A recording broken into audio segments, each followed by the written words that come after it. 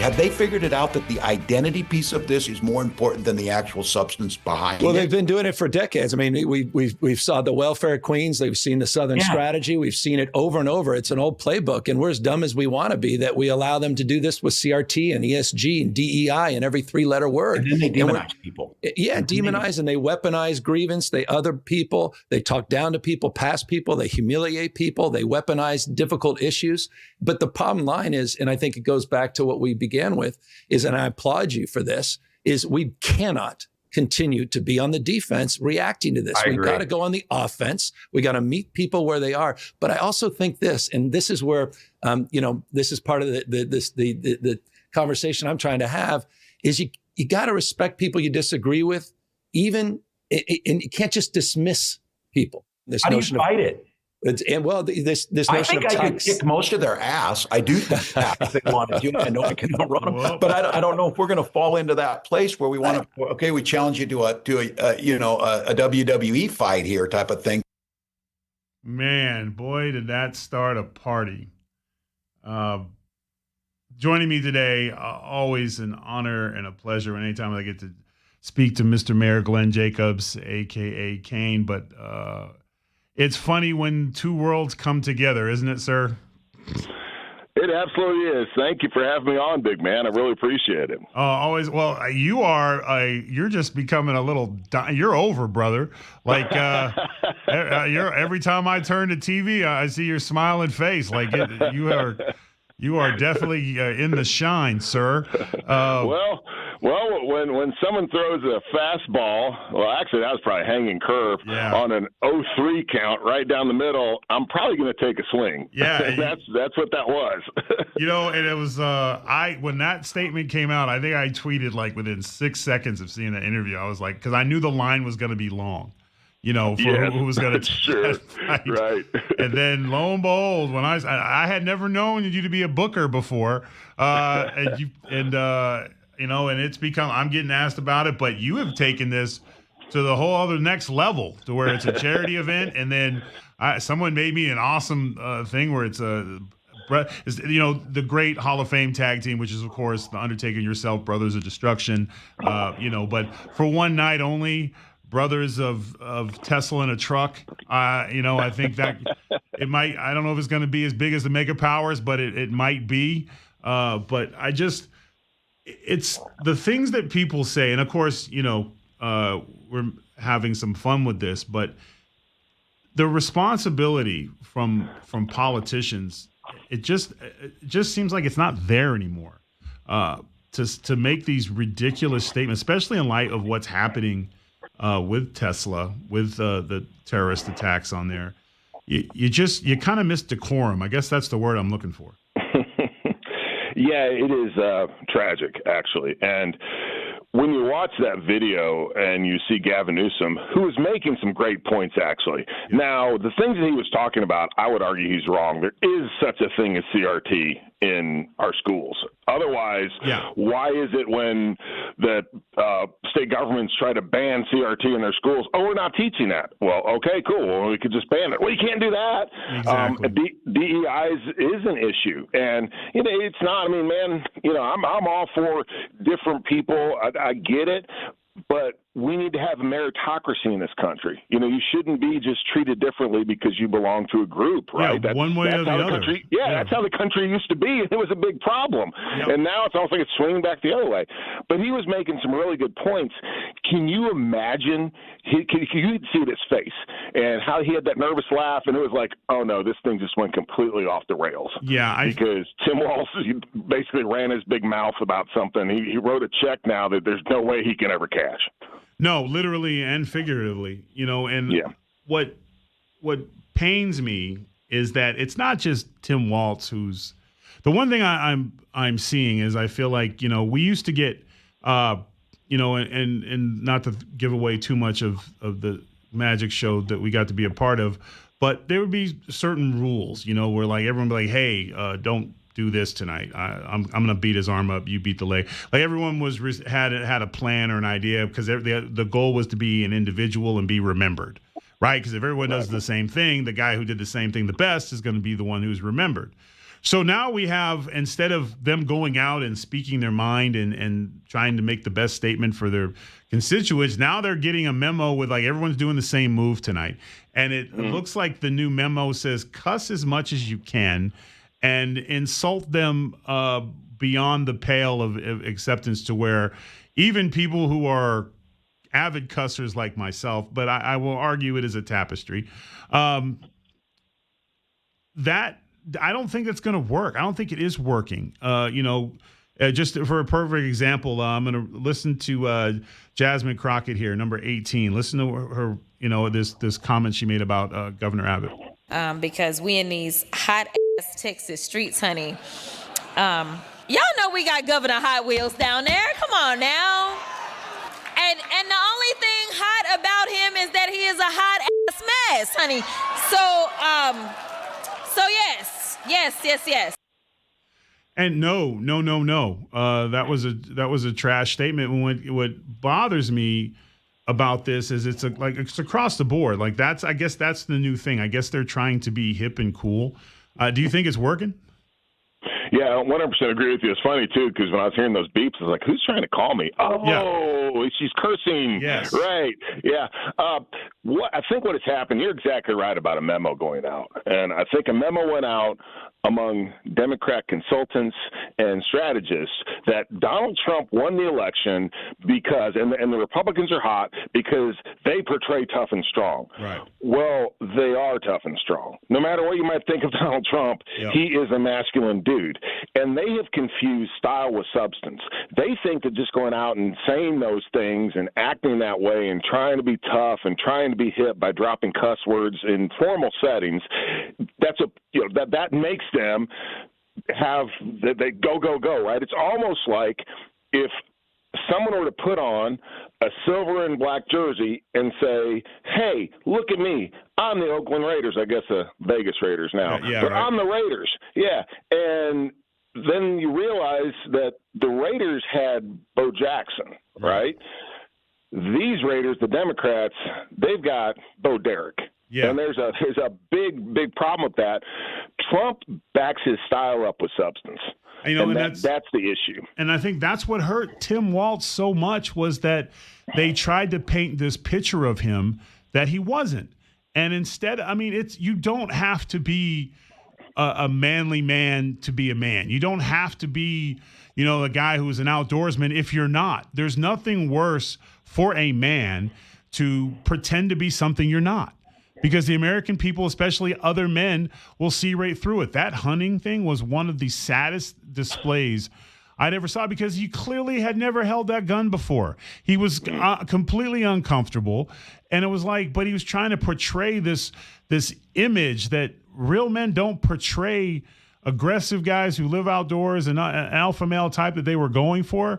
You can't BS us, because we see right through it. That's the whole point. That's why guys don't have to conversate to get to know each other. Within the first few seconds of seeing a guy walk up to you, whether you like him or not. It's just kind of like, oh, yeah, he looks, So I feel like, and now he's angry at us for giggling at him. Sorry, I'm giggling. Yeah, but it is. But it's true. It's true. And you're exactly right. These guys are acting as if they were movie stars, if they were TV stars, as if they're pro wrestlers, frankly, as if they're paid actors. It's a gimmick, and they're not. First of all, they're not very good at it. No. But second of all, yes, you don't portray that. You are that. And people see right through it when you try to be something that you're not, especially in this day and age where social media is ubiquitous and you can't control a narrative anymore. So they've got a real issue in that. They're trying, they've alienated vast swaths of the population. First of all, toxic masculinity. Well, I'm a guy. I consider myself kind of masculine. I didn't like that very much because I'm not an aggressive jerk. That's just, I'm a guy. That's who I am. Then you turn around and you push the transgenderism to the point now where when you look at the numbers and the self-reporting of young people who believe they're transgender has skyrocketed as a percentage compared to what it was years ago. Why is that? Well, because we talk about it all the time and we've made it hip and cool. Then you put men in women's sports. Yep. Right? I have 2 daughters. My daughters are awesome. They're very strong people.